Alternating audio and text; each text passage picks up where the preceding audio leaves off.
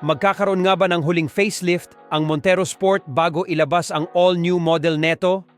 Kung interesado ka dito sa ating video, please like and subscribe para marami pa tayong mga video na mailabas na related dito sa car industry. Parang kailan lang ipinakilala sa Pilipinas ang kasalukuyang henerasyon ng Mitsubishi Montero Sport. Ngayon, marami na ulit nag-aabang sa pagdating ng bagong modelo. Inilabas na ng Japanese car manufacturer sa Mitsubishi Motors Thailand na ginanap sa 2024 Bangkok International Motor Show. Ang refresh model ng current generation ng Montero Sport. Pero teka, hindi pa ito un all-new Montero Sport. Ito ay facelifted pa lang. Ano nga ba ang mga nabago dito at mga dinagdag na features? Isa-isahin natin. Wala masyadong malaking pagbabago sa aesthetic appearance nito, since maganda at astignarin ang current design ng Montero. Pero mapapansin natin sa exterior niya na binago ang kanya front grille similar sa Triton at X-Force model,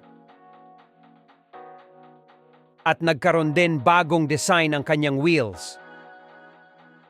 Meron din mga changes na binago sa interior ng Montero Sport. Isa na dito ay ang update ng digital cluster meter at nag-update na rin ng bagong steering wheel na tinulad sa Expander at Triton. May bagong entertainment feature din ang dinagdag ng Mitsubishi na hindi pa nilabas sa ibang model. Ito ay ang flip-down screen na makikita natin sa top-of-the-line model. Punta naman tayo sa makina ng Montero Sport.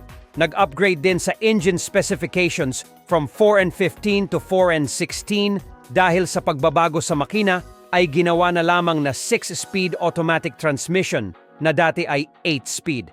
Ito ay para makapagbigay ng magandang power output at fuel efficiency. Ang tanong, ilalabas din ba ito sa Pilipinas?